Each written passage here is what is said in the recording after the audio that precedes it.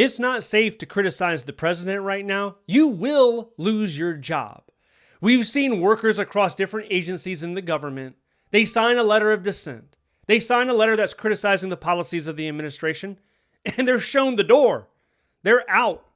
Now, you can forget about all that whistleblower protection stuff you've heard about. Maybe you thought you could use whistleblower protections, but that's pretty much out the window at this point.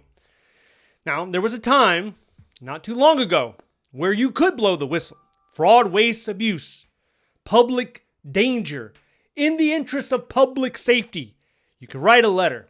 You could have it exposed to the public because you had everyone's best interest in mind. The latest we've seen just recently, FEMA. They signed, 200 people signed. 150 were anonymous.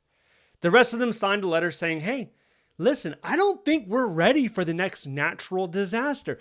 It's hurricane season right now. Hurricane can plow into Florida. Can hit Alabama, Louisiana, Texas. We don't know. Tropical depression, whatever the case is. FEMA's saying we might not be ready. A third of FEMA is gone. It has essentially disappeared. Grants, programs have been defunded. So workers were concerned. They wrote a letter. Now, President Trump, he doesn't like FEMA. Before any of this got started, he never liked FEMA. And everyone knows it. So I don't know what you're doing putting your name on a document saying that you're protesting or dissenting against the president. You know what's going to happen. You know what time it is. It's time for you to find another job. It's exactly what time it is. President Trump would rather the mission of FEMA go to the states. It's a state level type program. Yeah, maybe give them some federal dollars depending on the state. You know, if they lean to the left, I don't know how many dollars they're going to get. You know, California probably needs the most dollars. All the natural disasters, wildfires, and things that hit California. But, so that's the approach, right?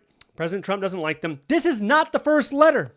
There was another letter that FEMA signed.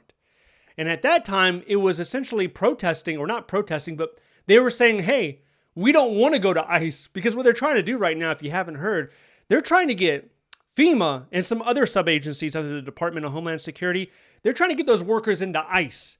Because the ice cube can't get big enough. They want the ice cube huge. They want ICE like overstaffed if they could have it.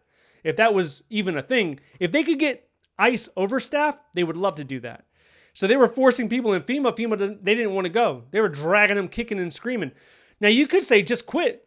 That's essentially what you would have to do. If you didn't want to be a part of ICE and they identified you, you either agree or you decline. And if you decline, you're looking for another job because these are management directed reassignments. These are not, hey, do you want an opportunity to further your career growth? It's not one of those situations. It's you're leaving, pack your bags, and get out of here. To many, they see FEMA as an anti-Trump agency, a Democrat agency. That's a term now. We now label agencies by political parties, apparently. That's what's happening at the White House. They're saying there's certain Democrat agencies.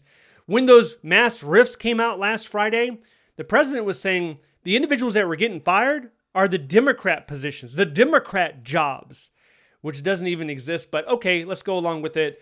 So it's a Democrat agency. In fact, there's a lot of people that lump it into the deep state narrative, the government deep state that's coming for us all, allegedly. The deal with the deep state is, how can it exist? Every leader of every federal agency is appointed and picked by President Trump. And then underneath that top leader, whether it's the FBI, CIA, FEMA, all of them, underneath that top leader, there are dozens of executives. There are thousands of politically appointed executives. So how in the world can there be a deep state against President Trump right now? Are you telling me like the GS7 or the GS11, is that the deep state? I don't think so. I don't think the administrative assistant that's stapling papers together, that's preparing correspondence, I don't think that's the deep state. What are we talking about when we say deep state? Are we ignoring the fact that there's thousands of political executives all scattered throughout the federal government, and every time a president swears and takes the oath and moves into the White House, they're bringing in their own people?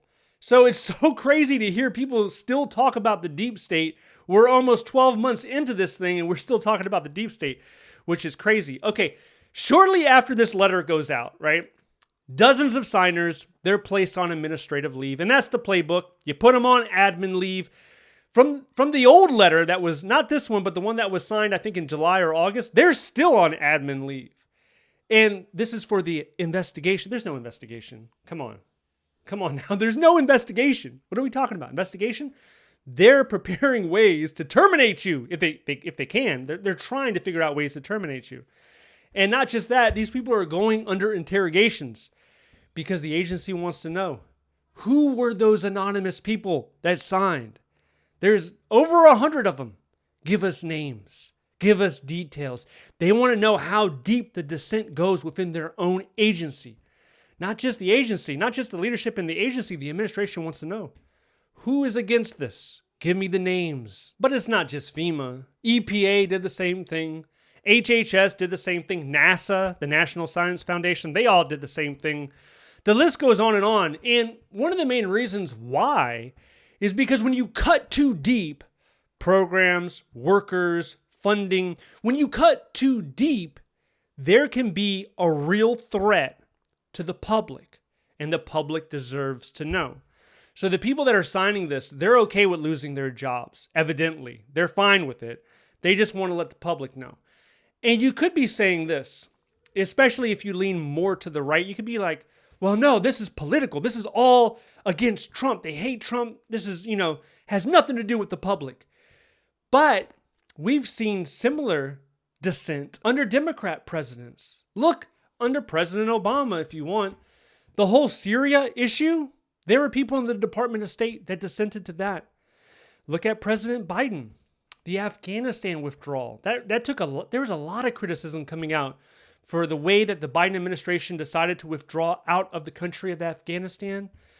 And you didn't hear about anybody getting interrogated in the back room because of that. So, are we in a time right now where any and all criticism is not welcome? Yes, that's the time. That's where we're living. That's 2025. That's the theme of the day. Criticism is not welcomed, which is unfortunate. Because even if someone disagrees with you, they do offer a new, fresh perspective. Maybe you weren't aware of it. Maybe you would like to consider it, perhaps. Absolutely not, though. Not in the Trump administration. Not right now. In addition to this, we had widespread layoff notices hit on Friday. Kind of came out of nowhere because the Trump administration, for days, was promising these mass layoffs in conjunction with the shutdown. A lot of people were like, this guy's bluffing. Are you kidding me? There's no way he's going to do that. Because it's illegal. So why would he do it? But, he decided to push ahead and do it anyway. So that's what happened on Friday. If you want more information on the agencies that were impacted and the people that were impacted, I want you to check this video out next. Stay updated by signing up to the free newsletter down below. Thank you so much for watching, and I will see you in the next one.